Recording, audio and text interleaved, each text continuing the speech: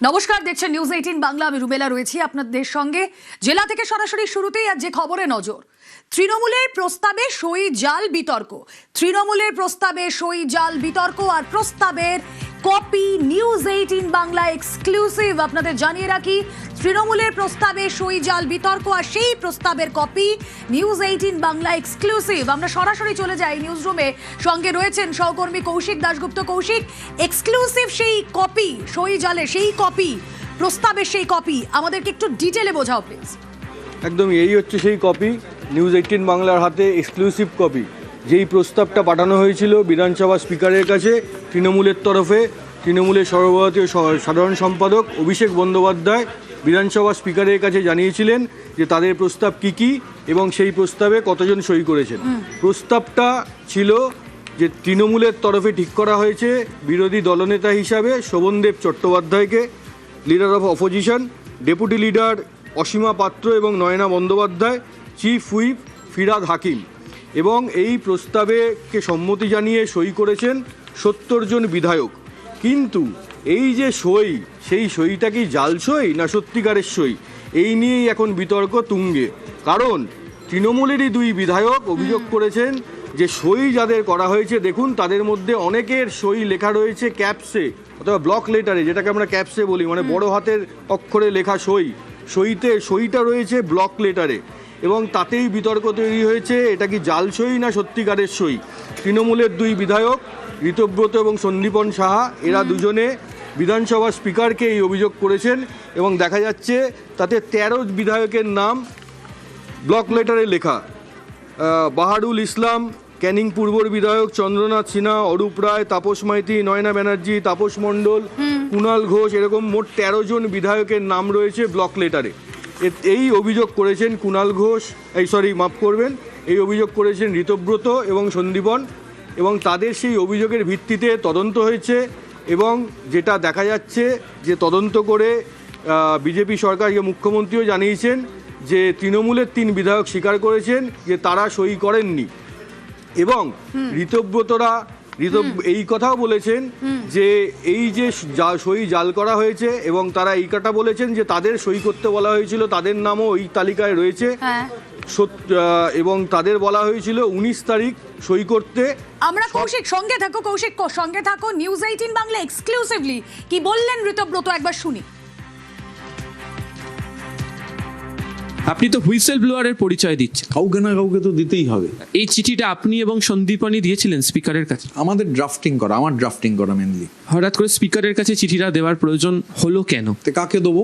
একটা পার্টি নির্বাচনে হেরে গেছে, নির্বাচনে হেরে গিয়ে বলছে আমরা হারিনি, আমরা জিতেছি। তাহলে একটা পার্টি যদি হেরে গিয়ে জেতে, তাহলে আমরা যারা জিতেছি তাহলে আমরাই বা জিতলাম কি করে? সব জোর করে হারিয়ে দেওয়া হয়েছে, বলা হচ্ছে সবাই মিলে উঠে দাঁড়ান। এই গোটা লড়াইয়ের যিনি নেতা তাকে উঠে দাঁড়িয়ে সম্মান জানান। তিনি কে? অভিষেক বন্দ্যোপাধ্যায়, পার্টির সাধারণ সম্পাদক। রেজলিউশন হয়েছিল অভিষেক বন্দ্যোপাধ্যায়কে উঠে দাঁড়িয়ে স্ট্যান্ডিং ওভেশন দেওয়ার। পরিষদীয় দল দিয়ে কোনো রেজলিউশন হয়নি। 19 তারিখের মিটিং এ বলা হলো সইয়ের নিচে 6 তারিখ ডেট দেবেন। আপনি বলতে পারেন যে আপনি কেন প্রতিবাদ করলেন না? তৃণমূলের ভেতরে প্রতিবাদ করার স্কোপ খুব কম। এই প্রেশারটা আস্তে আস্তে বাকিদের মধ্যে দেখা যাচ্ছে যে সঞ্চারিত হচ্ছে, তা তার মধ্যে কারা কারা আসছে?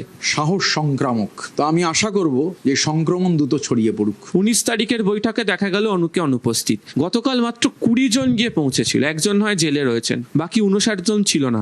তাহলে যে প্রশ্ন হচ্ছে, তাহলে কি তৃণমূলের মধ্যে থেকে এই গোষ্ঠী বেরিয়ে আসে একটা উপদল তৈরি করবে? আমরা দুজন সিদ্ধান্ত করেছিলাম আমরা যাব না, সময় নষ্ট। বর্ষিয়ান সাংসদ সুখেন্দু শেখর রায় আমাকে একটা ইন্টারভিউতে বলছিলেন দলটা থাকবে না। বিজ্ঞান তাই বলছে, আমি সন্দীপন বা সুখেন্দু দা এটা বলছেন না, বিজ্ঞান তাই বলছে দল থাকতে পারে না। এই যে দুর্নীতি, প্রাতিষ্ঠানিক দুর্নীতি, একটা সরকার তা জানে না, তা হতে পারে না। ঋতব্রত যে কথা বললেন, 19 তারিখের বৈঠক, 6 তারিখ সেখানে লিখতে চাপ দেওয়া হয়েছে, অর্থাৎ ব্যাকডেটে সই করতে চাপ দেওয়া হয়েছে। আমি আবারও চলে যাব কৌশিকের কাছে। কৌশিক, এই অভিযোগ যদি সত্যি প্রমাণিত হয়, তাহলে আইনি কি প্রসিডিংস হতে পারে ইন ফিউচার? ঋতব্রত এবং সন্দীপন যেই চিঠি বিধানসভা স্পিকারের কাছে দিয়েছেন, তাতে তারা দাবি করেছেন এই সই জাল করা হয়েছে, এবং এদের বিরুদ্ধে, যাদের দিকে তারা অভিযোগের আঙুল তুলেছেন, তাদের বিরুদ্ধে এই ঘটনায় যেন আইন মেনে পদক্ষেপ করা হয়। এখন আইন কি বলছে? ভারতীয় ন্যায় সংহিতায় যদি দেখা যায় যে সই জালের অভিযোগ প্রমাণিত হয়, সই জালের অভিযোগ প্রমাণ মানে কোনো বিধায়ক যদি সই জাল করে থাকেন, অথবা কেউ যদি নির্দেশ দিয়ে বা তাকে চাপ দিয়ে বাধ্য করা মানে বলে থাকেন যে যার নির্দেশে তিনি সই জাল করেছেন তিনিও কিন্তু দোষী প্রমাণিত হতে পারেন, এবং সেই দোষী যদি প্রমাণিত হয় তাহলে কিন্তু সেটা গুরুতর অভিযোগ হিসাবে গণ্য করা হবে এবং অন্তত 2 বছরের জেল হতে পারে। এবং সেটা যদি হয়ে থাকে তাহলে 1951 সালের জনপ্রতিনিধিত্ব আইনের 8 ধারা অনুযায়ী বিধায়ক পদ কিন্তু খারিজ হয়ে যেতে পারে। আইনে এরকমই সংস্থান রয়েছে। ওকে, তৃণমূল বিধায়কদের অভিযোগেই এই এফআইআর, সই জালের তদন্ত সিআইডি, দাবি মুখ্যমন্ত্রী শুভেন্দু অধিকারী।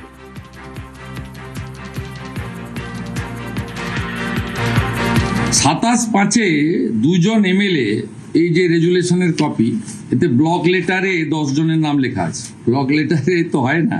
মাননীয় ঋতব্রত বন্দ্যোপাধ্যায় এবং সন্দীপন সাহা অভিযোগ করেন, the complaint alleged that the resolution dated 6/5/2026 was manufactured and fabricated. টিএমসির 2জন এমএলএর অভিযোগের ভিত্তিতে স্পিকারের নির্দেশে প্রিন্সিপাল সেক্রেটারি হেয়ার স্ট্রিট থানায় একটি এফআইআর করেন। আমার অনুমোদনে পুলিশ মন্ত্রী হিসেবে এটাকে সিআইডিতে দিয়ে দেয়। সিআইডি 13 জন এমএলএ কে ইনভেস্টিগেট করে with video photography and signature verification. এদের মধ্যে 3 জন এমএলএ বাহারুল ইসলাম, অরূপ রায় এবং সুভাষিস দাস, তারা ভিডিওগ্রাফি এবং সিআইডি কে বলে সই আমাদের নয়। এদের যে হেরে যাওয়ার পরে চুরির অভ্যাস কাটেনি, যে স্ট্যাম্প ভেটারান চোর এরা, তারা কেন ফাঁসবেন? মালের দায়িত্ব আরোহীর। একটা নোটিশ করে ওই আঞ্চলিক দলের সর্বভারতীয় সাধারণ সম্পাদককে যে আপনি রেজুলেশনের বুক নিয়ে আজকে হাজির হবেন। এরা এত বড় করাপ্টেড। ভারতীয় ন্যায় সংহিতাতে ফোরজারিতে যা যা আছে অ্যাকশন আমরা নেব। মনে হতে পারে প্রতিহিংসা নিচ্ছেন, কিন্তু প্রতিহিংসা আমরা নিতে চাই না, কারণ উঠে গেছে পার্টিটা। তো এই সরকার, যে সরকার আইনের শাসন প্রতিষ্ঠা করেছে, শাসকের আইন নয়, সেখানে আপনাদের কেউ যারা এই অবৈধ কাজ করেছেন, সই চুরি করেছেন, ছাড় পাবেন না। এটা খুব স্পষ্টভাবে আমি আপনাদেরকে জানিয়ে দিয়েছি। সব চোরেদের পাঠশালা, কালীঘাটের টালির চালা।